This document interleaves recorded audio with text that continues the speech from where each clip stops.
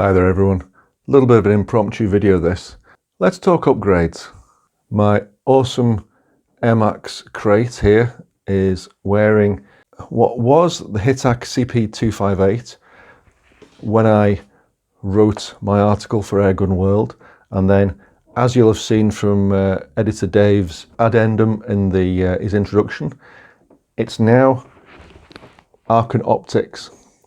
So Arken Optics, which is a well-known scope and optics brand, have purchased the Hittac mark. I've already used it a couple of times. As you'll read in Airgun World, I was meant to have about 3 videos online by now, but then Arken took over the brand and they said, could you hang fire with the zeroing video and the other couple of videos I've already recorded, and we'll update you shortly. Now, here we have the Arken Optics Zulus range.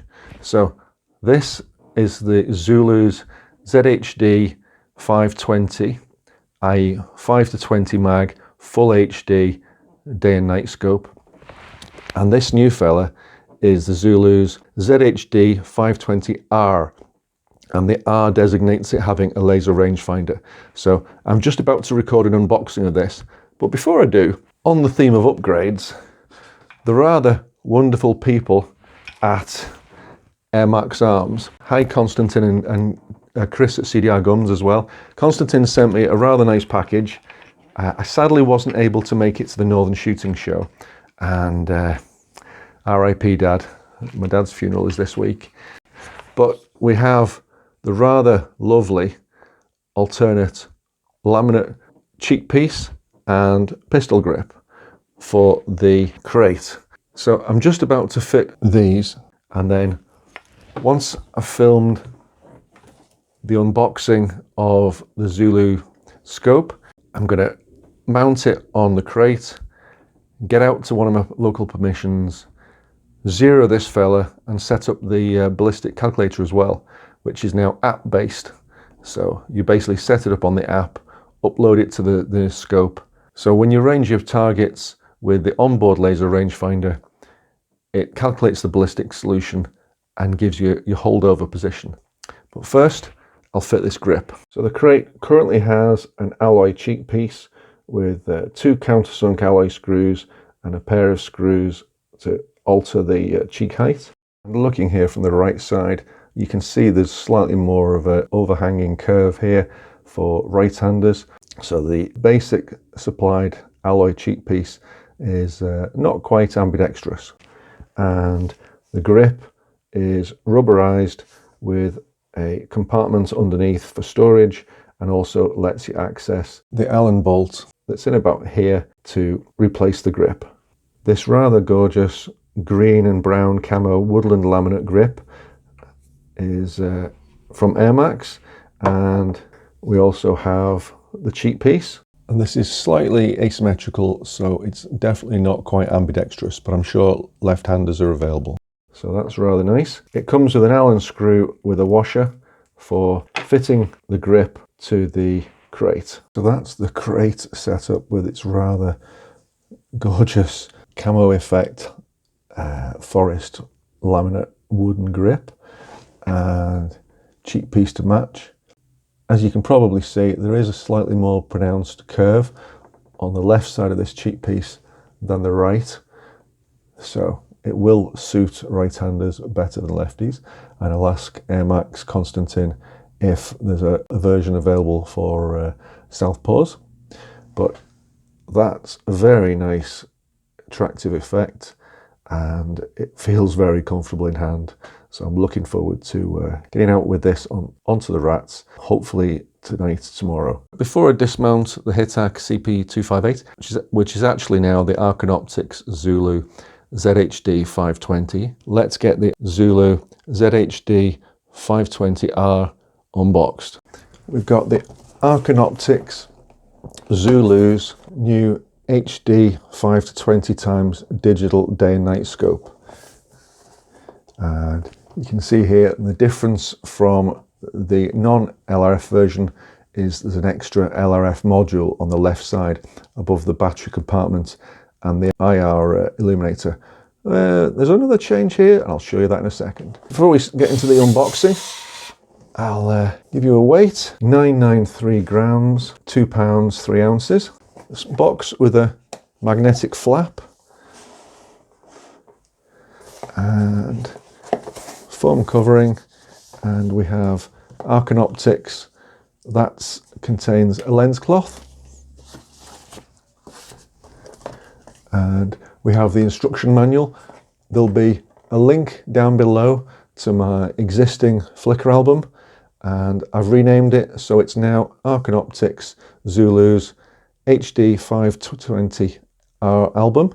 All the pages will be photographed and within that album, so all the functionalities here, and you'll be able to see it for yourself in that Flickr album. Okay, we've got a fairly firm foam enclosure. We've got a rubber eye cup with a pair of ventilation holes, you can see there, on each side, and a fine thread, so it's removable, which is great because I'm not really a fan of using eye cups myself. We have a little bag with the 3-slot Picatinny reach back mount, and there was a slight typo in my article in that what I suggested was extended was either the reach back or the reach forward, if you like, of the Picatinny mount. So the scope can be mounted a little bit further back for rifles with short Picatinny rails like my FX Maverick Compact. And the mount weighs 82 grams or 2.9 ounces. We've also got a bag with a USB-A to USB-C cable for downloading and charging the battery. And we have a second bag with 4 countersunk Allen bolts and an Allen key. And we then have, now this is pretty stiff in the packaging. There we go. We then have the scope itself, the main event.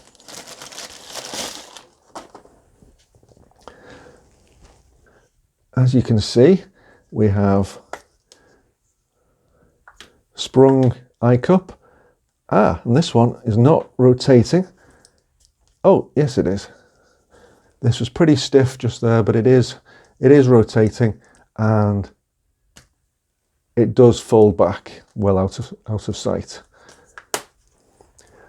We've got a ridged, rubberized focus ring for the objective lens, and that is pretty stiff. You're not going to knock that accidentally. You've got a ridged alloy diopter focus ring, which again is pretty stiff, so that's not going to be knocked. Like the Hittac CP258, which this is essentially an upgraded copy of, we have the cruciform pattern buttons. So we've got on, off, recording, and then left and right for the menu, and the settings button here. We've also got the, can you hear that? We've also got the zoom control at the back, which is quite a small little fella, and the ridges, the serrations on the wheel are quite small, so it might be a little bit awkward with gloved fingers. Whereas the battery compartment, oh, it's a bit stiff.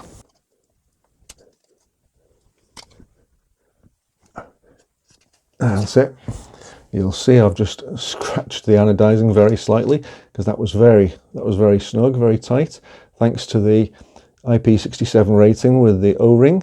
So we have the micro USB memory slot, USB-C slot for charging and download, and a little hole there is an LED for green and red for charging indicator light. Okay, we've also got on the right hand side a 2-slot Picatinny accessory rail, and it's quite proud of the body of the scope, so that's excellent for any accessories you need. Let's just check the fit of the rubber eye cup. Yep, that goes on very nicely, and likewise off. We have a red tinged LRF button, so I believe that will operate the LRF, and via the ballistic calculator app that's linked to the phone, that will ping your ranges and give you a calculated ballistic calculator holdover point. We have at the rear, we have a battery compartment, again sealed with a rubber O-ring. So that will take a standard flat top 18650 battery, and with IR light at the front. Again, that's rubberized and slightly ridged, so that's nicely positive. We've got the standard warning, IR light, do not look directly at beam. And that's, so this, rather than the push, pull, beam, spread and focus you'll get with some night vision devices, this is very nice. It's very controlled, so clockwise will focus the beam, and anti-clockwise withdraws the lens and spreads the beam. And something else here I knew of, this unit actually unscrews. It's marked IR 850 nanometers, and you can see here where it fits. This can be replaced with an IR 940 nanometers pill. So I'm hoping to be able to review that at some point. For those of you with skittish prey, you might prefer the 940 nanometer pill, as there'll be less of a reddish glow for your prey to see and be warned by. Okay, so that's an excellent upgrade from the base model. And we've got the laser rangefinder with the emitter at the top, so we know that'll give us a horizontal LRF beam. I've got plus and minus on the side for the battery orientation. Equipment name, digital day/night scope. Model name, compact HD 5-20 LRF. Manufacturer, Pango Optics. Serial number 501006. So this is basically number 6 off the production line. Fantastic. We've got 4 holes underneath to take the Picatinny reach back rail and the 4 screws. So that's a straightforward unboxing and a brief explanation of the controls of the Arken Optics Zulus ZHD520R. I'm now going to mount it on my crate and hopefully go and zero it this afternoon at one of the farms and test this fella over the weekend and test out the ballistic calculator functionality as well. So now, with the wonders of modern technology, I'm going to upgrade the base model, which is non-LRF, which is essentially the Arken Optics Zulus ZHD520 for the ZHD520R. And there's the LRF module. I think you'll agree that looks wonderfully compact. Still wonderfully compact, even with the eye cup in place. So that looks rather fab on the Airmaks Krait with its new wooden grip and with the Eagle Vision Sigma moderator. And we have the comfortable looking warm wooden cheek piece. Brilliant, ready to go. One other thing, I've just realized, having mounted this on the crate, the ZHD520R is actually about 3mm shorter than its predecessor, the non-LRF version. As you can see, I prefer to keep the rubber eye cup off unless I absolutely need it. But such a cracking, well-equipped compact scope. Can't wait to use this. Hopefully going to be zeroing it this afternoon.